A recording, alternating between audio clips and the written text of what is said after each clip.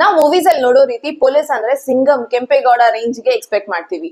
ಜನರಿಗೋಸ್ಕರ ದೇಶಕ್ಕೋಸ್ಕರ ಏನ್ ಬೇಕಾದ್ರೂ ಮಾಡ್ತಾರೆ ಅಂತ. ಆದ್ರೆ ನಿಜವಾಗ್ಲೂ ನೀವ್ ಯಾವಾಗ್ಲಾದ್ರೂ FIR ಫೈಲ್ ಮಾಡ್ಸೋದಕ್ಕೆ, ಕಂಪ್ಲೇಂಟ್ ರಿಜಿಸ್ಟರ್ ಮಾಡ್ಸೋದಕ್ಕೆ ಪೊಲೀಸ್ ಸ್ಟೇಷನ್ ಹೋದ್ರೆ ಅವರು ನಿಮ್ಮ ಕಂಪ್ಲೇಂಟ್ ಅನ್ನು ಸಹ ತಗೊಳ್ಳೋದಿಲ್ಲ. ಉಲ್ಟಾ ವಿಕ್ಟಿಮ್ ನ ಹರಾಸ್ ಮಾಡಿ ಓಡಿಸ್ಬಿಡ್ತಾರೆ. ಈ ರೀತಿ ನಿಮ್ ಜೊತೆ ಆದ್ರೆ ಏನ್ ಮಾಡೋದು? ಪೊಲೀಸ್ ಇರೋದು ನಮ್ಮ ರಕ್ಷಣೆಗೆ ಅಂಡ್ ಇದು ಪೊಲೀಸ್ ನ ಡ್ಯೂಟಿ ಆಗತ್ತೆ ದಟ್ ಯಾವುದೇ ರೀತಿ ಕೇಸ್ ಆಗ್ಲಿ ಅವರು FIR ಅಥವಾ NCR ಅನ್ನ ರಿಜಿಸ್ಟರ್ ಮಾಡಿಸ್ಬೇಕಾಗತ್ತೆ. FIR ಇಲ್ಲ NCR ರಿಜಿಸ್ಟರ್ ಮಾಡೋದು ಕಾಗ್ನಿಸಬಲ್ ಒಫೆನ್ಸ್ ಬೇಸಿಸ್ ಮೇಲೆ. ಆ ಒಫೆನ್ಸ್ ನ ನೇಚರ್ ಏನು ಅನ್ನೋದ್ರ ಮೇಲೆ ಡಿಪೆಂಡ್ ಆಗುತ್ತೆ.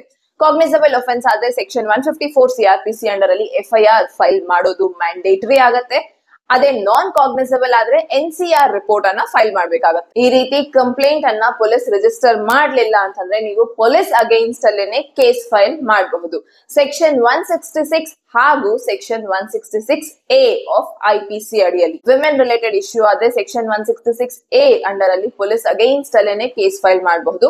ಬೇರೆ ಯಾವುದೇ ಇನ್ನಿತರೆ ಕೇಸ್ ಅಲ್ಲಿ ಸೆಕ್ಷನ್ 166 ಆಫ್ IPC ಅಲ್ಲಿ ನೀವು ಕೇಸ್ ಫೈಲ್ ಮಾಡಬಹುದು. ಅದಕ್ಕೂ ಇಂಪಾರ್ಟೆಂಟ್, ಒಬ್ಬ SC ಅಥವಾ ST ಕ್ಯಾಟಗರಿ ವ್ಯಕ್ತಿ ಕಂಪ್ಲೇಂಟ್ ರಿಜಿಸ್ಟರ್ ಮಾಡಿಸೋದಿಕ್ ಹೋಗಿ ಅವರು ಕಂಪ್ಲೇಂಟ್ ಅನ್ನ ತಗೊಳ್ಳಿಲ್ಲ ಅಂತಂದಾಗ ಇದೂನು ಸಹ ಒಫೆನ್ಸ್ ಆಗತ್ತೆ. Section 3 of SC ST prevention of atrocities act 1989 ಅಡಿಯಲ್ಲಿ.